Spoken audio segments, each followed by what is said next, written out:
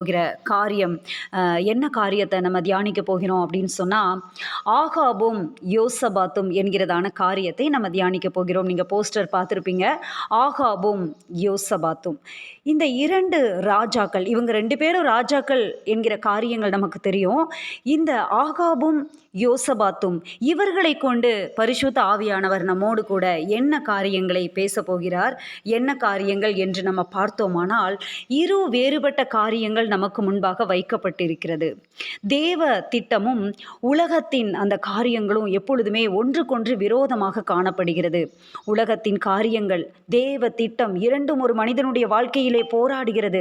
நமக்கென்று பரலோகம் ஒரு திட்டத்தை வைத்திருக்கிறது. சில நேரங்களிலே தேவ திட்டத்தை செயல்படுத்த முடியாதபடி உலகத்தின் காரியங்கள் நம்மை பின்னுக்கு அழைக்கிறது. அந்த ஒரு ஆவிக்குரிய அர்த்தத்தின்படி, ஆவிக்குரிய அந்த மறைபொருளின்படி இந்த காரியங்களை நம்ம தியானிக்க போகிறோம். யார் இந்த யோசபாத் ராஜா அப்படின்னு பார்த்தா, யூதா வம்சத்திலே வந்த மிக சிறந்த ராஜா. யூதா வம்சத்திலே 20 ராஜாக்கள் வருகிறாங்க. யூதா வம்சத்துக்கு மட்டும் மிக சிறந்ததான ஒரு காரியங்கள் உண்டு. பரம்பரையாய், அதாவது தாவீதின் வம்சாவளியிலிருந்து கடைசியாக இப்போ அந்த சிங்காசனத்தில் யார் அமர்ந்திருக்கிறா அப்படின்னு சொன்னால், இயேசு கிறிஸ்து அமர்ந்திருக்கிறார். யூத ராஜசிங்கமாகிய இயேசு கிறிஸ்து இப்பொழுதும் அந்த தாவீதின் சிங்காசனத்திலே அமர்ந்திருக்கிறார். யூதா ராஜாக்கள், எப்பொழுது இந்த யூதா ராஜாக்கள் இஸ்ரவேல் ராஜாக்கள் என்கிற காரியம் புரியுது அப்படின்னு சொல்லி நம்ம பார்த்தோமானால், சாலமோனுடைய குமாரனாகி ரெகோபெயாமினுடைய நாட்களிலே ராஜ்யங்கள் 2ஆக பிரிகிறது. 10 கோத்திரங்கள் எரோபெயாம் என்கிறதான ஒருவனுடைய கைகளிலே கொடுக்கப்படுகிறது. தீர்க்க தரிசனத்தின்படி சில காரியங்களை அவன் செய்யும்போது, சாலமோன் சில காரியங்களில் அவன் ஈடுபடும் போது, ரெகோபெயாமுடைய நாட்களிலே ராஜ்யபாரங்கள் பிரிகிறது. வடக்கு ராஜ்யம், தெற்கு ராஜ்யம் என்று பிரிகிறது. அந்த வடக்கு ராஜ்யத்தை, வடக்கு சாம்ராஜ்யத்தை ஆண்டவர்கள் இஸ்ரவேலின் ராஜாக்கள் என்று அழைக்கப்பட்டார்கள். இஸ்ரவேலில் மொத்தம் எத்தனை ராஜாக்கள் அப்படின்னு நம்ம பார்த்தோமானால், இஸ்ரவேலில் பார்த்தீங்கன்னா மொத்தம் 19 ராஜாக்கள் வருவாங்க. 19 ராஜாக்கள். அவர்களில் பார்த்தீங்கன்னா மோஸ்ட்லி மோசமான ராஜாக்கள் தான் இருப்பாங்க. மோசமானவர்களாக தான் இருப்பாங்க. பாகால்களுக்கு மேடைகளை அமைப்பாங்க, இந்த காரியங்களை செய்வாங்க அப்படி. ஆனால் இந்த யூத ராஜாக்களை பார்த்தோமானால், தாவீதினுடைய அந்த சந்ததியிலிருந்து வருகிறவர்கள். தாவீதினுடைய சவுல் ராஜாவாக இருப்பார். அதுக்கப்புறம் பார்த்திங்கன்னா தாவீதினுடைய வம்சாவளியிலிருந்து மொத்தம் அப்படியே அந்த ராஜாக்களை நம்ம கவுண்ட் பண்ணோம்னா 20 ராஜாக்கள். அந்த 20 ராஜாக்களில் நல்ல ராஜாக்கள் அப்படின்னு சொல்லி பார்த்தோம் அப்படின்னு சொன்னால், யூத ராஜாக்கள் 6 ராஜாக்கள் ரொம்ப நல்ல ராஜாக்கள். இந்த நல்ல ராஜாக்களுடைய பட்டியலிலே ஒருவன் தான் யோசபாத். மிக நல்ல குணாதிசயங்களை கொண்டவன். யோசபாத் பார்த்திங்கன்னா தெற்கு ராஜ்யத்தை, வடக்கு ராஜ்யத்தை ஆட்சி பண்ணினவங்க இஸ்ரவேல் ராஜாக்கள். தென் ராஜ்யத்தை, தெற்கு ராஜ்யத்தை ஆட்சி பண்ணினவங்க யூதா ராஜாக்கள். இப்படியாக காரியங்கள் இருந்தது. இப்படியாக சூழ்நிலைகள் நடந்து கொண்டிருக்கிறது. இப்போ 2 நாளாகமம் 18வது அதிகாரத்தை எல்லாரும் எடுத்துக்கொள்ளுங்க. 2 நாளாகமம் 18வது அதிகாரத்தில் 1வது வசனத்தையும் 2வது வசனத்தையும் நான் வாசிக்கிற கவனிங்க. செய்திக்கு ஆதாரமான காரியங்கள். யோசபாத்துக்கு மிகுந்த ஐஸ்வர்யமும் கனமும் உண்டாயிருந்தது. அவன் ஆகாபோடே சம்பந்தங்கலந்து சில வருஷங்கள் சென்ற பின்பு சமாரியாவில் இருக்கிற ஆகாபிடத்துக்கு போனான். அப்பொழுது ஆகாப் அவனுக்கும் அவனோடு இருக்கிற ஜனத்திற்கும் அநேக மாடுகளை அடிப்பித்து கிலேயாத்தில் உள்ள ராமோத்திற்கு வரும்படி அவனை ஏவினான். இதே சம்பவம் எங்கே எழுதப்பட்டிருக்கிறது அப்படின்னு சொன்னால், 1 ராஜாக்கள் 22வது அதிகாரத்திலே இந்த காரியங்கள், இந்த சம்பவங்கள் விவரிக்கப்பட்டுள்ளது. இப்போ பாருங்க, இந்த யோசபாத் ராஜா தேவனுக்கு பிரியமானவன். எந்த காரியத்தை செய்தாலும் ஆண்டவருடைய அனுமதி பெற்று செய்கிறவன். தாவீதினுடைய வழிகளிலே உற்சாகம் கொண்டு நடக்கிறவன். பாகாலின் மேடைகளை தகர்த்தவன். கர்த்தருக்காக அவன் வைராக்கியம் கொண்டு வாழ்ந்த யோசபாத்தின் ராஜா. ஆனால் அவன் யார் கூட போய் சம்பந்தம் கலக்கிறானா, ஆகாப் கூட சம்பந்தம் கலக்கிறான். தேவனுக்கு பிரியமில்லாத ஒருவனோடு கூட அவன் சம்பந்தம் கலக்கிறதான காரியங்களை நம்மளால் பார்க்க முடியும். ஏன் இந்த ஆகாப் ராஜா தேவனுக்கு பிரியமில்லாதவன் அப்படின்னு சொன்னால், ஆகாபை குறித்த அநேக காரியங்கள் நமக்கு தெரியும். அந்த ஆகாப் யார் அப்படின்னு சொன்னால், ஒம்ரியின் மகன் என்று வேதம் சொல்லுகிறது. அவன் யாரை திருமணம் பண்ணினா அப்படின்னு சொன்னால், சீதோனியரின் ராஜாவாகிய ஏத்பாகாலின் குமாரத்தியாகிய ஏசபேலை விவாகம் பண்ணினான்.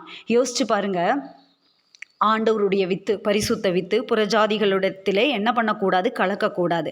ஆனால் இந்த இஸ்ரவேலின் ராஜாவாகிய ஆகாப் திருமணம் செய்தது யார் அப்படின்னு சொன்னால், சீதோனியரின் ராஜாவாகிய ஏத்பாகாலின் குமார்த்தியாகிய ஏசபேலை அவன் என்ன பண்ணுறான், திருமணம் செய்கிறான் அப்படின்னு சொல்லிட்டு வெளிப்படுத்தின விசேஷம் வரைக்கும் ஏசபேலினுடைய தாக்கங்கள், ஒரு ஏசபேலின் வேசித்தன ஆவிகள் காரியங்கள் அப்படின்னு சொல்லிட்டு, அவள் விக்கிரகத்துக்கு படைக்கப்பட்ட காரியங்கள், அதை சாப்பிடும்படி அப்படி காரியங்கள்.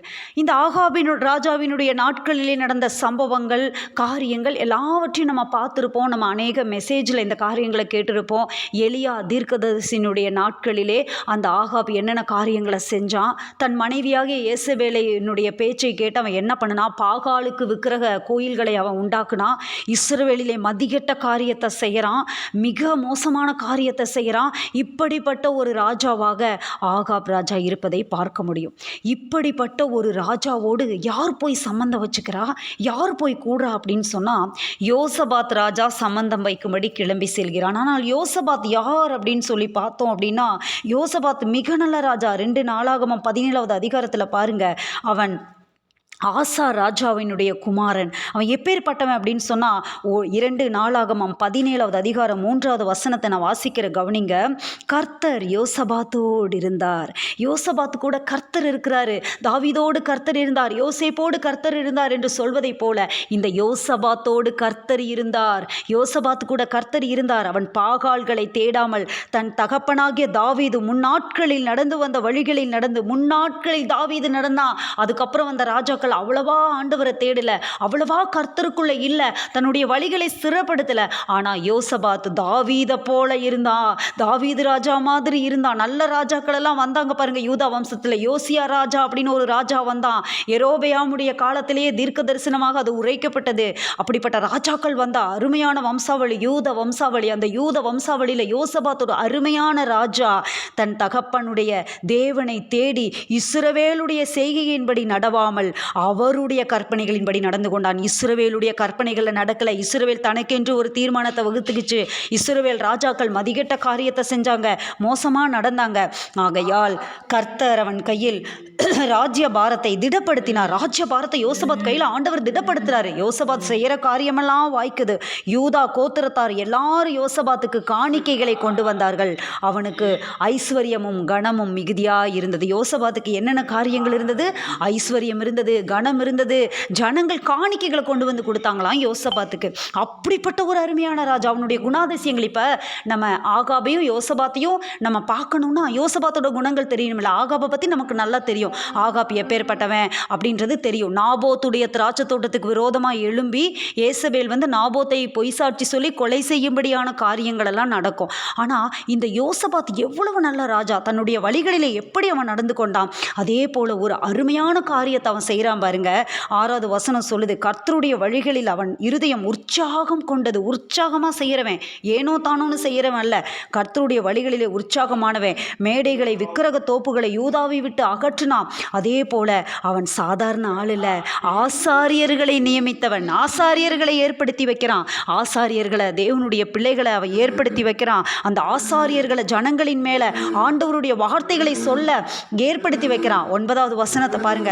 இவர்கள் யூதாவிலே உபதேசித்து கர்த்தருடைய வேத புஸ்தகத்தை வைத்துக்கொண்டு யூதாவின் பட்டணங்களில் எல்லாம் திரிந்து ஜனங்களுக்கு போதித்தார்கள். வேத புஸ்தகம் என்கிற வார்த்தை இங்கே காணப்படுகிறது.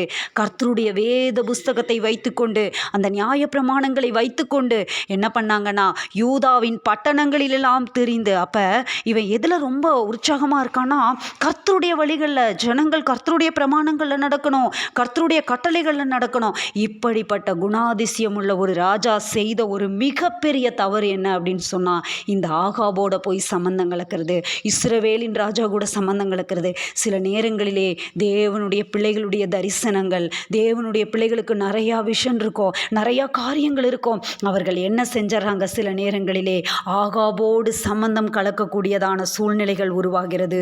ஆகாபை போல தரிசனம் இல்லாத, தேவனுக்கு விரோதமாக நடக்கிற அப்படிப்பட்டவர்களோடு கூடிக்கொள்ளும் போது என்ன நடக்கிறது என்பதை தான் நம்ம பார்க்க போகிறோம். இந்த மாதிரிப்பட்டவங்களோடு இணையும் போது காரியங்கள் என்ன நடக்கிறது? யோசபாத்துக்குள்ளே ஒரு விஷன் இருக்குது, யோசபாத்துக்குள்ளே ஒரு காரியம் இருக்குது. அவன் எப்பேற்பட்டவன்? 1 நாளாகம் 2 நாளாகமம் 17வது அதிகாரத்தில் பார்த்தீங்கன்னா, வேத புஸ்தகத்தை கையிலே வைத்துக்கொண்டு யூதாவின் பட்டணங்களுக்கெல்லாம் திரிந்து ஜனங்களுக்கு போதித்து உபதேசம் பண்ண ஆசாரியர்களை ஏற்படுத்தினவன். அப்பேற்பட்ட ராஜா, அவனுக்கு பராக்கிரமசாலி இருந்தாங்க, அவனுக்கு பயங்கரமான ஆட்கள் இருந்தாங்க. அந்த அதிகாரம் ஃபுல்லாக படித்து பார்த்தா அவனுடைய பலம் என்னங்கிறது புரியும். கடைசியாக பாருங்கள், 18வது வசனத்தில் அவனுக்கு உதவியாக யோசபாத் இருந்தான். அவனிடத்தில் சேவகத்திற்கு ஆயுதபாணிகள் 180,000 பேர் இருந்தார்கள். ராஜா யூதா எங்கும் உள்ள அரணான பட்டணங்களில் வைத்தவர்களை தவிர இவர்களே ராஜாவை சேவித்தவர்கள். நிறையா இருக்கும், நிறைய காரியங்கள் இருக்கும். 3 லட்சம் பேர், 2,80,000 பேர், நிறைய காரியங்கள். கர்த்தருக்கு தன்னை உற்சாகமாக ஒப்பு கொடுத்த சிக்ரியின் குமாரனாகிய அமத்சியா, இப்படி நிறைய பேர், பராக்கிரமசாலிகளே 2 லட்சம் பேர். அப்படிப்பட்ட இத்தனை அரணை வச்சுட்டு இருக்கிற இவன் என்ன செஞ்சிட்டான் அப்படின்னு சொன்னால், சில நேரங்களிலே தேவனுடைய பிள்ளைகள் தனக்கு இருக்கிற அந்த பாதுகாப்பை உணராதபடிக்கு பாருங்கள், எலிசாவை அப்படிதான். எலிசாவை கூட்டிகிட்டு வர சொல்லி சீரியாவின் ராஜா ஆளை அனுப்புவான். அவங்க மலைகளில் இருப்பாங்க, வேலைக்காரன் பயந்துருவான். ஐயோ இங்கே பாருங்க, இத்தனை பேர் வந்து நிற்கிறாங்க, என்ன பண்ணுறது அப்படின்னோடனே அவர் சொல்லுவார், நம்மோடு இருக்கிறவர்கள் அதிகம், அவர்களோடு இருக்கிறவர்களை பார்க்கல நம்மோடு இருக்கிறவர்கள் அதிகம். கர்த்தர் கண்களை திறக்கும்படி ஜெபம் பண்ணும்போது வேலைக்காரனுடைய கண்களை ஆண்டவர் திறப்பார்.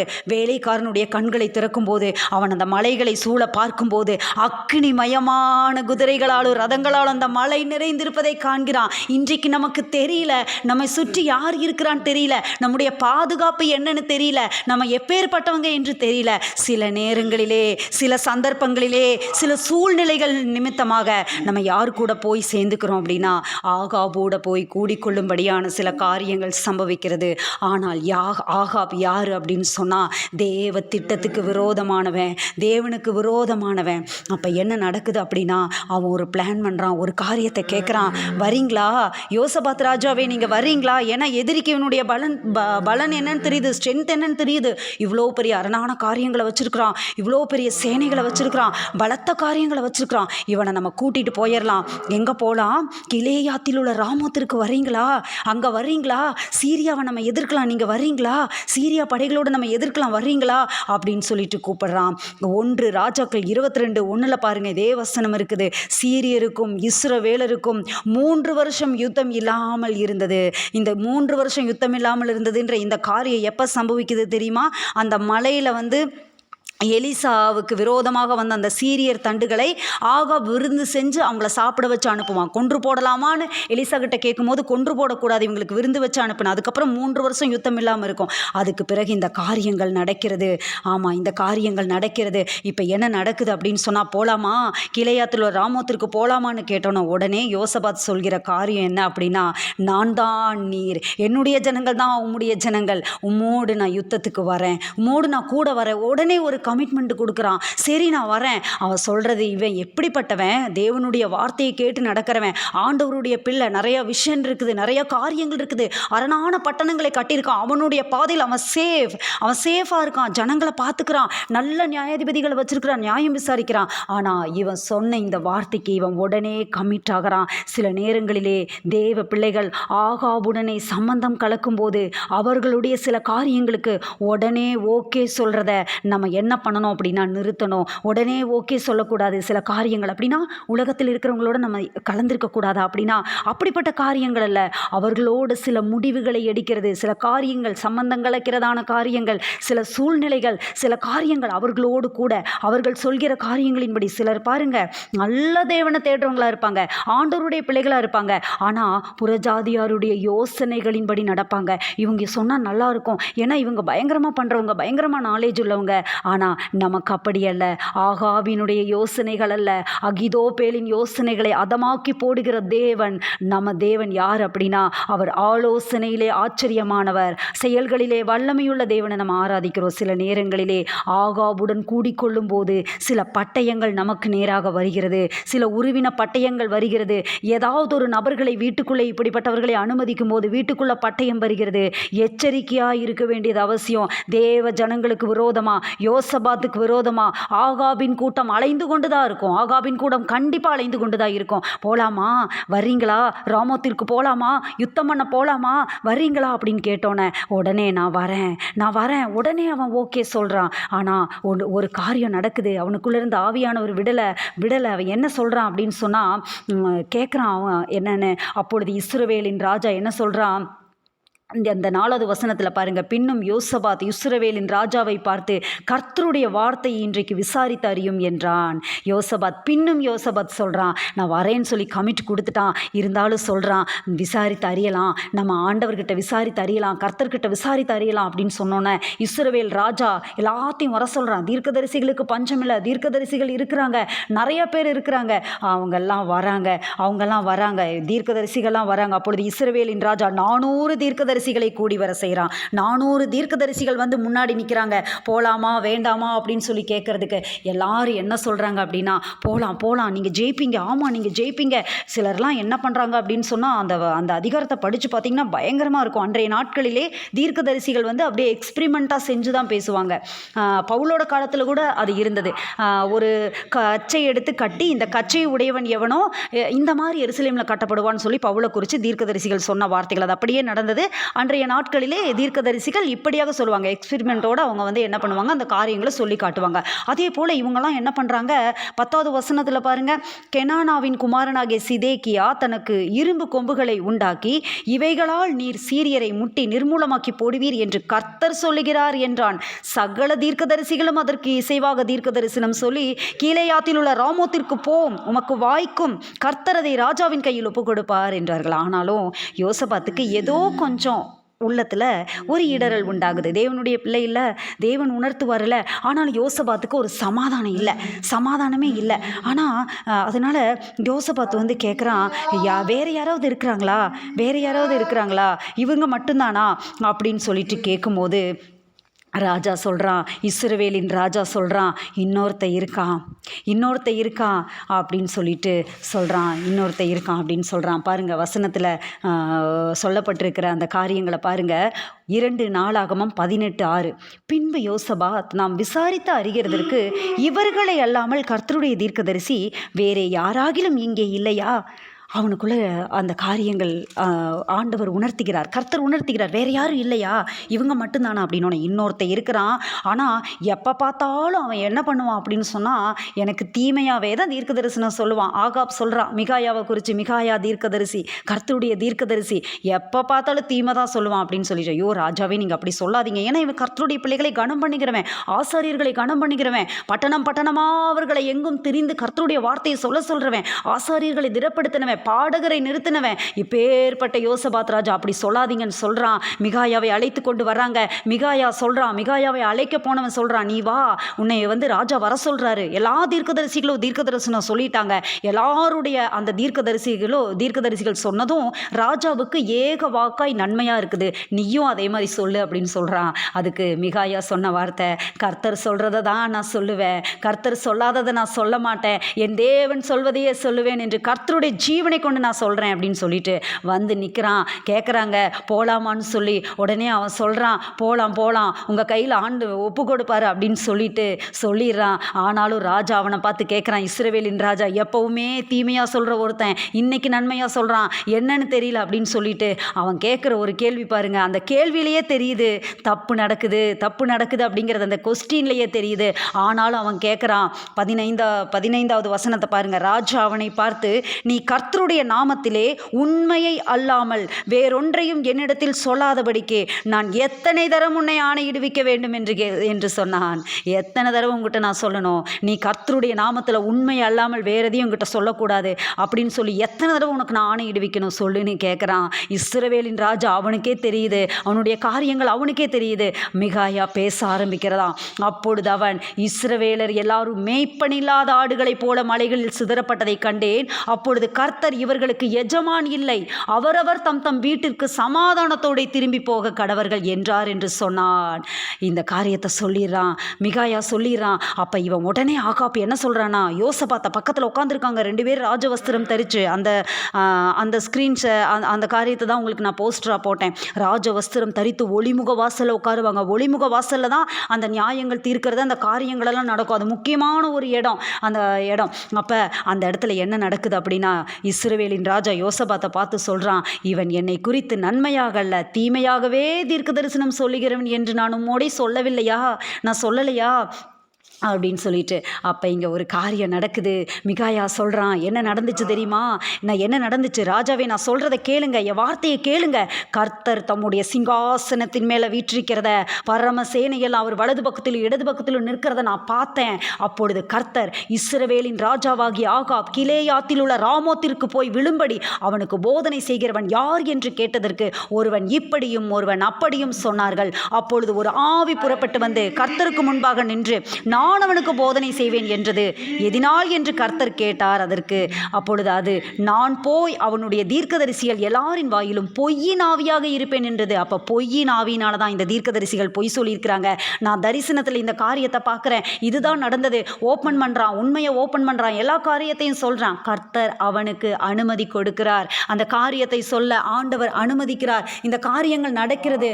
ஆனாலும் என்ன நடக்குது அப்படின்னு சொன்னால், அங்கே இருக்கிற ஒரு தீர்க்கதரிசி இவனை அடிச்சு என்ன சொல்றான் அப்படின்னா, எந்த வழியா கர்த்தருடைய ஆவி என்னை விட்டு உங்கிட்ட வந்துச்சு அப்படின்னு சொல்லி கேட்டு அவனை அடிக்கிற அந்த காரியங்களை நம்ம பார்க்க முடியும். அப்படிப்பட்ட சூழ்நிலையை பார்க்க முடியும். அப்ப ராஜா சொல்ற வார்த்தை என்ன தெரியுமா, யோசபாத்து உட்கார்ந்துருக்கான், இந்த காரியத்தெல்லாம் யோசபாத்து பார்த்துட்டு இருக்கான். அப்ப ஆகாப் ராஜா சொல்ற வார்த்தை என்னன்னு சொன்னா, நான் திரும்பி வருவேன், போய் கிலேயாத்தில் உள்ள ராமோத்திற்கு போய் சண்டை போட்டு அந்த காரியத்தை நான் யுத்தம் பண்ணி ஜெயிச்சு நான் வருவேன். நீங்க என்ன பண்ணுங்க, மிகாயாவை பிடிச்சு பட்டணத்து தலைவனாகிய ஆமோனிடத்துக்கு கொடுத்துருங்க, ராஜகுமாரனாகிய யோவாசினிடத்திற்கு கொண்டு போங்க, சிறைச்சாலையில் போடுங்க, நான் சமாதானத்தோடு வந்துடுவேன். அது வரைக்கும் நீங்கள் என்ன கொடுக்குறீங்க தெரியுமா இந்த மிகாயாவுக்கு, உண்மையை சொன்ன அந்த தீர்க்கதரிசியை, கர்த்தருடைய வார்த்தையை தெரிவித்த அவனை என்ன சொல்கிறான் அப்படின்னா, இடுக்கத்தின் அப்பத்தை கொடுங்க, இடுக்கத்தின் தண்ணீரை கொடுங்க அப்படின்னா, ஒரு கஷ்டப்பட்டு கொடுக்கறதான அந்த காரியம் தான் இடுக்கத்தின் அப்பம், இடுக்கத்தின் தண்ணீர்.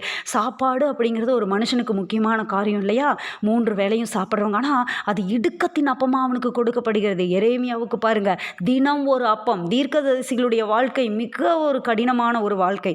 ஆண்டவருடைய வார்த்தையை சொன்ன தீர்க்கதரிசிகள் இன்றைக்கு அப்படிதான். தேவனுடைய பிள்ளைகள் உண்மையாய் தேவ வசனத்தை பேசுகிறவர்களுக்கு கஷ்டம்தான், இடுக்கம்தான், அப்படிப்பட்ட சூழ்நிலைகள் தான். அப்போ இந்த காரியங்கள் நடக்கிறது, இந்த சூழ்நிலைகள் நடக்கிறது. அப்போ ஆண்டவர் என்ன சொல்றாரு அப்படின்னு சொன்னால், யோசபாத்துக்கு இந்த எச்சரிப்புகளை கொடுக்கிறாரு. கர்த்தராகிய தேவன் எச்சரிப்புகளை யோசபாத்துக்கு கொடுக்கிறாரு. இத்தனை காரியங்கள் நடந்தும் இதெல்லாம் நடந்தும் என்ன பண்ணுறான் அப்படின்னா, யோசபாத் போகிறான். இப்போ தான் சொல்கிறான் இஸ்ரவேலின் ராஜா யோசபாத்தை பார்த்து, நான் வேஷம் போட்டுட்டு உள்ளே போயிடுவேன். யோசபாத் ராஜா, நீங்கள் என்ன பண்ணுங்க, ராஜா மாதிரி வஸ்திரம் தரிச்சுட்டு நீங்கள் இருங்க, என்னோட வஸ்திரத்தை நீங்கள் போட்டுக்குங்க. சில நேரங்களிலே ஆகாபோடு கூட சம்பந்தம் கலக்கும்போது, உலகத்தோடு சம்பந்தம் கலக்கும்போது, தேவ திட்டத்தை உடைய தேவனுடைய பிள்ளைகள், தேவ தரிசனங்கள் இல்லாத பிறரோடு கூட கூடிக்கொள்ளும் போது அவர்களுடைய சில காரியங்களை நம்மேல் திணிப்பார்கள். அவர்களுடைய சில சாயலை நம்மேல் அவர்கள் என்ன பண்ணுவாங்க, புகுத்துவாங்க.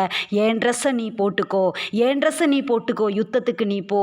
ஆனால் இந்த ராஜா எப்பேற்பட்டவன் அப்படின்னா, யுத்தத்தில் கர்த்தரை முன்னாடி நிறுத்துறவன், பாட்டு பாடிட்டு போகிறவன், உலகம் பார்த்து அவனை சிரிக்கும். யுத்தத்துக்கு என்னடா பாட்டு பாடுறவங்களை முன்னாடி கூட்டிகிட்டு போகிறான். யோசபாத் ராஜா அப்படிப்பட்டவன், அப்பேற்பட்ட ராஜா.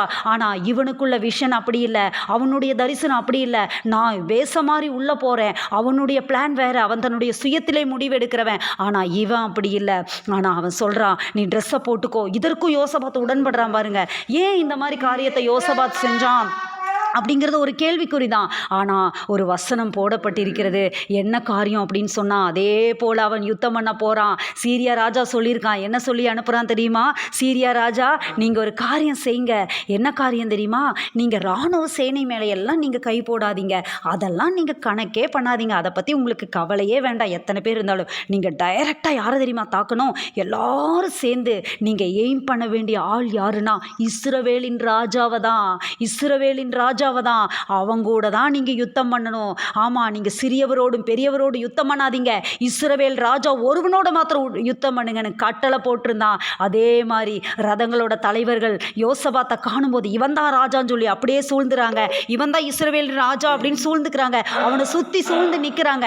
ஆனால் அப்போ யோசபாத் என்ன பண்ணுறானா, கூக்குரல் இட்டான், சத்தம் போடுறான். சில நேரத்திலே ஆகாபோடு கூட சம்பந்தம் கலக்கும்போது ஆகாபினுடைய காரியங்களை, உலக பிரகாரமாக இருக்கிறவர்களுடைய காரியங்களை, அந்த காரியங்களை, அவனுடைய வஸ்திரத்தை இவன் தரிச்சு கொள்றான். அந்த காரியங்களிலே அவர்களுடைய தரிசனங்களை நமக்குள்ள புகுத்துவாங்க.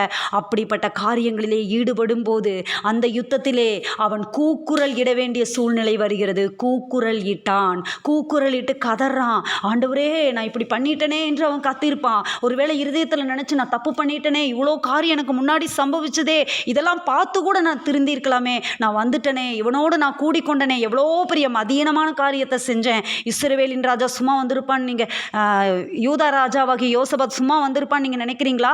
அவனுக்கு அத்தனை படைபலம் இருக்குது, எல்லாத்தையும் கூட்டிகிட்டு தானே வந்திருப்பான். அவனுடைய படையில் இருக்கிறவர்கள் எல்லாரும் இந்த காரியத்தை பார்த்துருப்பாங்கள்ல. எவ்வளோ பெரிய ஒரு அவமானமான காரியம் அவனுக்கு நேரிட்டது. யோசபாத்து கூக்குரல் இடுறாரா? யோசபாத் எப்பேற்பட்ட ராஜா, அவர் எவ்வளோ ஒரு பராக்கிரமசாலி, பயங்கரமான ஒரு ராஜா. அவ்வளோ 3 லட்சம் பராக்கிரமசாலிகளை, அத்தனை பராக்கிரமசாலிகளை வச்சிருக்கிறவர், அவர் எப்படி இருப்பார்? கூக்குரலிட்டான் என்று வேத வசனம் சொல்லுகிறது. சில நேரங்களிலே அவமானங்களுக்கு நேராக கடந்து செல்ல வேண்டியது வரும். ஆகாபோடே கூட சம்பந்தம் கலக்கும் போது தேவனுடைய பிள்ளைகள், தேவ தரிசனங்களை, தேவ திட்டங்களை வைத்திருக்கிறவர்கள், ஆமாம், உலகத்தோடு கூட, உலகத்தின் திட்டத்தோடு அதை நம்ம ஃபாலோ பண்ணணும் அப்படின்னு நினச்சோன்னா நமக்குள்ள இருக்கிற அந்த அபிஷேகம், நமக்குள்ளே இருக்கிற அந்த காரியம், நமக்குள்ள இருக்கிற விஷன் பெருசு, அது அப்படியே பரவி போகிற ஆறாக மாற வேண்டியது. அந்த காரியங்கள் ஆகாபோட போய் அவனுடைய டைமெல்லாம் ஒதுக்கி வைக்கிறான். ஒதுக்கி வச்சுட்டு இங்கே போகிறான். போகும்போது நடக்கிற காரியங்கள் கூக்குரல் இட வேண்டிய சூழ்நிலை. ஆனால் வசனம் சொல்லுது, கர்த்தர் அவனுக்கு அனுசாரியாய் இருந்தார். அனுசாரியாய் தேவன் இருக்கிறார். அவர்கள் அவனை விட்டு விலகும்படி செய்தார். விலகிட்டாங்க. கர்த்தர் அனுசாரியாய் இருந்தார். ஏன் தெரியுமா? இவன் எல்லாத்தையும் விளக்குறவன் அடுத்த காரியங்களை பாருங்க, சமாதானத்தோடு அவன் திரும்பி வர்றான். ஆனால் இஸ்ரவேலின் ராஜா மிகாயா தீர்க்கதரிசி சொன்னது போலவே, ஒருவன் நினையாமல் அம்பு எய்யும் போது கவசங்களின் சந்துகளுக்கு இடையிலே போய் பட்டு அந்த இஸ்ரவேலின் ராஜாவாகிய ஆகாப் மரித்து போகிறார். தீர்க்க தரிசனங்கள் நிறைவேறுகிறது. அந்த நாபோத்தின் அந்த இரத்தத்தை நாய்கள் நக்கின இடத்திலே உன் இரத்தத்தையும் நக்கும் என்று சொல்றபடி அவனுடைய அந்த ஈட்டியை, அந்த கவசத்தை எடுக்கும்போது அந்த நதியில் கழுவும் போது நாய்கள் வந்து நக்கும். அப்படிப்பட்ட தீர்க்க தரிசனங்கள் அவனுடைய வாழ்க்கையில, ஆகாபுடைய வாழ்க்கையிலே நிறைவேறுகிறது. இவன் சமாதானத்தோடு தன்னுடைய வீட்டுக்கு போயிட்டான். இந்த காரியத்தை புரிஞ்சுக்கிட்டான். அடுத்தது என்ன காரியத்தை செய்கிறான்? அவனுக்கு நல்ல ஒரு காரியம் வந்துருச்சு. ஐயோ, இது தேவனுடைய திட்டலை, நான் தெரியாமல் செஞ்சுட்டேன் அப்படின்னு சொல்லிட்டு அடுத்து 2 நாளாகமம் 19 அதிகாரம் முழுவதுமாக நீங்கள் படித்து பாருங்கள். அருமையான காரியங்கள் அந்த அதிகாரம் முழுக்க இருக்கும். மறுபடியும் யோசபாத் ராஜா என்ன பண்ணுறான் அப்படின்னு சொன்னால், யெகூ தீர்க்கதரிசி வந்து சொல்கிறாரு, அனானியின் குமாரனாகிய யெகூ ஞான திருஷ்டிக்காரன் வந்து சொல்கிறாரு, யோசபாத்து நீங்கள் இப்படி பண்ணலாமா? துன்மார்க்கனுக்கு துணை நின்று கர்த்தரை பகைக்கிறவர்களை நீங்கள் சிநேகிக்கலாமா? இது நிமித்தம் கர்த்தருடைய கடுங்கோபம் மேல் வர இருந்தது. ஆனாலும் நீங்க விக்கிரக தோப்புகளை அகற்றினீங்க, நீங்க இந்த காரியங்களை செஞ்சீங்க, தேவனை தேட இருதயத்தை நேராக்குனீங்க, அதனால நன்மையான காரியங்கள் உங்க மேல இருக்குது, அதனால நீங்க தப்பிச்சிட்டீங்க அப்படின்னு சொல்லப்படுகிற அந்த காரியங்களை பார்க்க முடியும். அதற்கு பின்னாடி யோசபாத் சில காரியங்களை செய்யறான். சில சூழ்நிலைகளை அவன் நல்லா புரிஞ்சுக்கிட்டான். அடுத்தது சில காரியங்களை தன்னுடைய சாம்ராஜ்யத்தில் கட்டளையிடுகிறான். என்ன பண்றான் அப்படின்னு சொன்னா, வழக்கு காரியங்களை விசாரிக்கிறதுக்கு உண்மையா உத்தம இருதயமாக இருக்க வேண்டியவங்களை நியமிக்கிறான். அவனுடைய அந்த சாம்ராஜ்யத்தில், ஆகாபுடைய சாம்ராஜ்யத்தில் பார்த்த எந்த தப்பும் தன்னுடைய அந்த ராஜ்யத்தில் வரக்கூடாதுன்னு சொல்லிட்டு அங்கே நியாயம் விசாரிக்கிறதுக்கு பரிதானம் வாங்காத, அநியாயம் பண்ணாத, முகதாட்சணியம் இல்லாத நிறையா பேர்த்த நியமிக்கிறான். லேவியரில் சில பேரை நியமிக்கிறான். இஸ்ரவேலுடைய வம்ச தலைவரில் கர்த்தருடைய நியாயங்களை குறித்து விசாரிக்கிறவங்களை நியமிக்கிறான். எல்லாத்தையும் நானாவித இரத்த பலிகளை குறித்த காரியங்களை விசாரிக்கிற ஆட்களை ஏற்படுத்தினான். ஆசாரியனாகிய அமரியாவை வந்து எல்லா காரியத்திலையும் தலைவனாக வைக்கிறான். மேலான நியாயாதிபதிகளாக வைக்கிறான். எல்லாத்தையும் வச்சுட்டு அவன் சொல்கிறான், நீங்கள் திட மனதாக இருந்து காரியத்தை நடத்துங்க, உத்தமனுக்கு கர்த்தர் துணை. அல்லேலூயா. கடைசியாக யோசபாத் சொன்ன வார்த்தை, உத்தமனுக்கு கர்த்தர் துணை. உத்தமமாய் நடக்கும்போது, உத்தம இருதயத்தோடு இருக்கிறவர்களுக்கு கர்த்தர் துணை. யோசபாத் கடைசியாக தெரிஞ்சுக்கிட்டான், கர்த்தர் உத்தமனுக்கு துணையாக இருப்பார், அனுசாரியாக இருப்பார். இந்த ஆகாபு யோசபாத்தோ இது ஏதோ வரலாற்று சம்பவங்கள் அல்ல. நம்ம சில நேரத்தில் நினைக்கிறோம். சிலர் இப்படி பேசுகிறாங்க, நீங்கள் பழைய ஏற்பாட்டை படிக்காதீங்க. நிறைய பேர் அப்படி சொல்கிறத நான் கேட்டுட்டேன். எனக்கு அது சொல்லும்போது ரொம்ப கோபமாக தான் வரும். அந்த காரியத்தை சொல்லும்போது பழைய ஏற்பாடெல்லாம் முடிஞ்சிருச்சு, அது வேண்டாம், அது இல்லை அப்படின்றாங்க. இல்லை பிரியமானவர்களே, அது வேண்டானா பரிசுத்த ஆவியானவர் தூக்கியிருப்பாரே. அது வேணும் அப்படிங்கிறதுனால தான் அதை வைக்கப்பட்டிருக்கிறது வேதத்தில். அதை படித்து நம்ம தெரிந்து கொள்ள வேண்டும் என்கிறதற்காக தான் ஆண்டவர் நமக்கு அதை வைத்திருக்கிறார், ஏற்படுத்தி இருக்கிறார். இந்த காரியங்கள் எதற்கு அடையாளம், எதற்கு திருஷ்டாந்தங்கள் அப்படின்னு சொன்னால், தேவ தரிசனம் உள்ள ஒருவனுக்கும் ஆவிக்குரிய சபைக்கும் தரிசனமில்லாத உலகத்தின் பிள்ளைகளுக்கும் இடையே இருக்கிறதான ஒரு சம்பந்தம், அவர்களோடு நம்ம இருக்கும்போது என்ன நடக்கிறது என்பதான காரியங்கள். அதற்காக நம்ம சிநேகமாக இருக்கக்கூடாது என்பதல்ல, அவர்களை நேசிக்கணும், எல்லாரையும் நம்ம நேசிக்கணும். ஆண்டவர் பாவிகளை நேசிக்கிற ஒரு தேவனாக, பாவிகளின் சிநேகிதனாக வந்தார். ஆனாலும் சில ஐக்கியங்களை நம்ம கொண்டிருக்கக்கூடாது என்பதை இந்த வேத பகுதி எச்சரிக்கிறது. இந்த காரியங்கள் எச்சரிக்கிறது.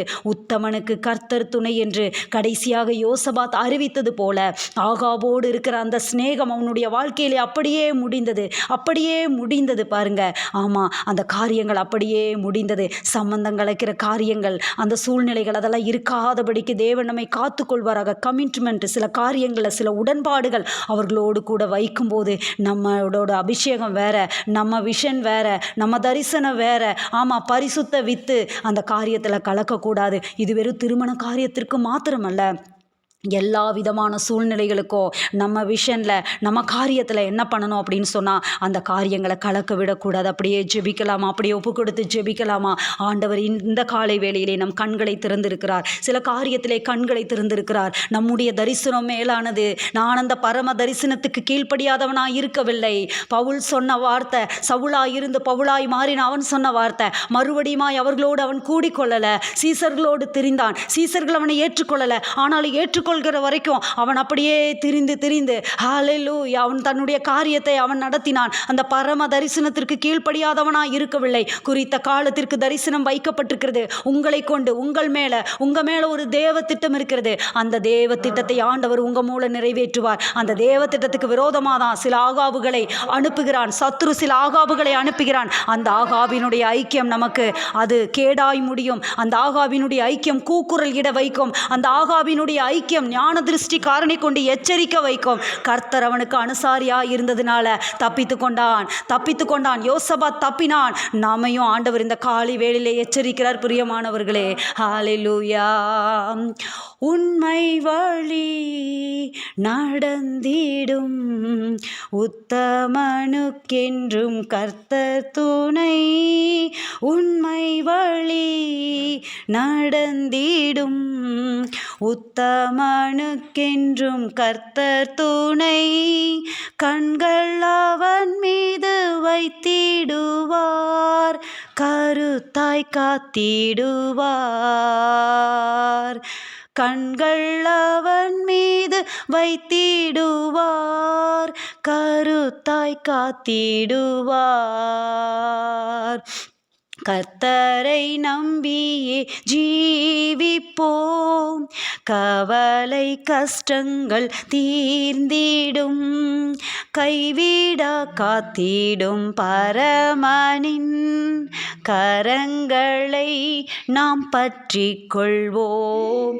கைவிடா காத்திடும் பரமனின் கரங்களை நாம் பற்றி கொள்வோம். உள்ளமதின் பாரங்களை ஊக்கமாய் கர்த்தரிடம் சொல்லுவோம்.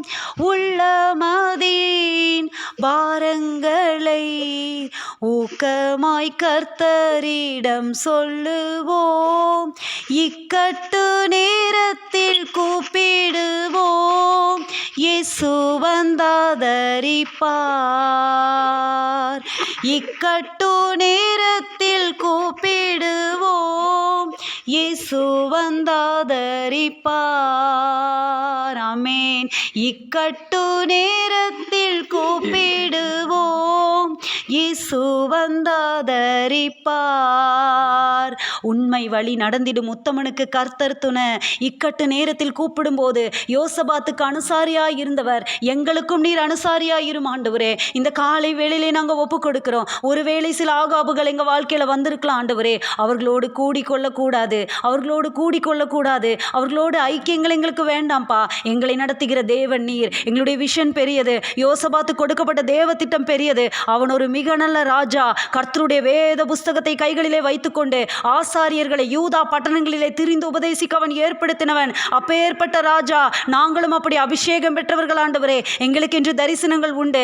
அந்த காரியத்திற்கு பின்னாடி, அந்த சம்பவத்திற்கு பின்னாடி தன்னுடைய சேனைகளை பலப்படுத்தினான். வழக்குகளை விசாரிக்க தன்னுடைய சாம்ராஜ்யத்திலே ஆட்களை ஏற்படுத்தினான். ஆசாரியர்களை வைத்தான். முகதாட்சண்யம் இல்லாமல் பரிதானம் வாங்காமல் நியாயம் செய்வதற்கு ஆட்களை ஏற்படுத்தினான். அவர்களுக்கு மேலாக, வழக்குகளை விசாரிக்கிறவர்களுக்கு மேலாக நியாயாதிபதிகளை ஏற்படுத்தி வைக்கல, ஆசாரியர்களை நியாயாதிபதிகளை ஏற்படுத்தி வைக்கிறான். அப்பேற்பட்ட விஷன் உள்ளவன், தேவ பிள்ளைகளை மாத்திரம் நம்புறவன், கர்த்தருடைய வார்த்தைகளை கற்பனைகளை கை கொள்றவங்களை மதிக்கிறவன். ஆனா ஆகாப் அப்படி அல்ல.